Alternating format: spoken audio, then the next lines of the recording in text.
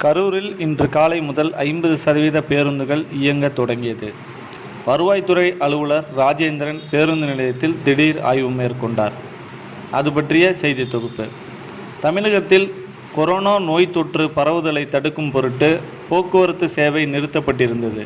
இந்நிலையில் தமிழக அரசு அறிவித்த ஊரடங்கு தளர்வின்படி இன்று முதல் கரூர் மாவட்டத்தில் 50% பேருந்துகள் இயங்க துவங்கியது.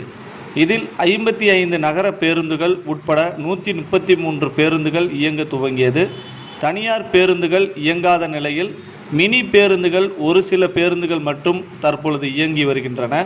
மேலும் ஒவ்வொரு முறை கிருமிநாசினி தெளிக்கப்பட்டு நகராட்சி ஊழியர்களால் பேருந்துகள் சுத்தம் செய்யப்பட்டு வருகிறது. மேலும் மாஸ்க் அணியாத பயனாளிகள் எவரும் பேருந்திற்குள் அனுமதிக்கப்படுவதில்லை.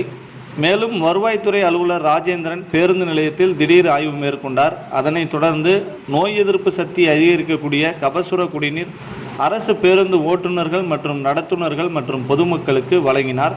பின்னர் அனைவரும் மாஸ்க் வழங்கப்படுகிறதா என்பது குறித்த ஆய்வுகள் மேற்கொண்டார். இந்த ஆய்வின் போது நகராட்சி ஆணையர் சுதா உட்பட அரசு அதிகாரிகள் பலர் கலந்து கொண்டனர்.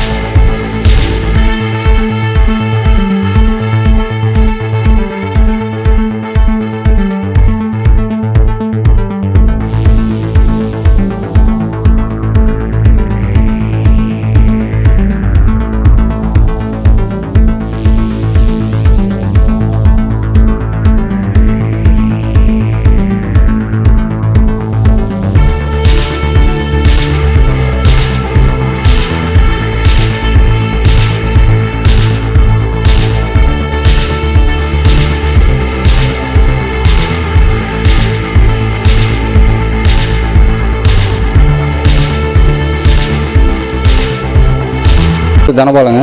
அந்த 5 மாதமாக பஸ் இல்லாமல் ரொம்ப சிரமப்பட்டோம். பஸ் இன்றைக்கி போக்குவரத்து அனுமதிச்சதுக்கு ரொம்ப சந்தோஷமாக இருக்குது. பஸ்ஸு 5 மாதம் இல்லாமல் ரொம்ப சிரமப்பட்டோம். நாங்கள் ஃப்ரூட்ஸ் பிஸ்னஸ் பண்ணிகிட்ருக்குறோம். ஃப்ரூட்ஸ் பிஸ்னஸ்ஸு நாங்கள் வெளியூருக்கு சரக்கு அனுப்ப முடியாமல் லோக்கலில் சேல்ஸ் பண்ண ரொம்ப சிரமமாக இருந்தது. இப்போ பஸ்ஸு விட்டதுனால ரொம்ப சௌரியமாக இருக்குது. அதனால் வசூல் போக வர பஸ்ஸை ஏற்படுத்தி கொடுத்த தமிழக முதலமைச்சருக்கு நன்றி. அது மாதிரி பஸ்ஸில் ஏறும்போது பார்த்தீங்கன்னா முன்னாடி கபசுர குடிநீர் கொடுத்தாங்க. அதுக்கு கைக்கு சானிடைசர் கொடுத்தாங்க. செக் பண்ணிட்டு தான் எல்லாம் க்ளீனாக ஏற்றிட்டு இருக்கிறாங்க. பஸ் எல்லாம் போக்குவரத்து துறையில் அவ்வளோ நீட்டாக க்ளீனாக இருக்குது. பஸ் ஸ்டாண்டு அவ்வளோ தூய்மையாக ரெடி பண்ணி வச்சுருக்காங்க பஸ்ஸு இன்றைக்கி ஓடுறதுனால. அதனால் இதை வந்து அனுமதிச்சவருக்கும் முதலமைச்சருக்கும் மிக்க நன்றி.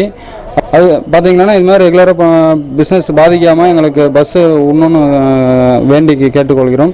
அது மற்றபடி மக்கள் எல்லாம் ஒரு முதல் 4 நாளில் கொஞ்சம் ஸ்லோவாக வந்துட்டு இருக்கிறாங்க.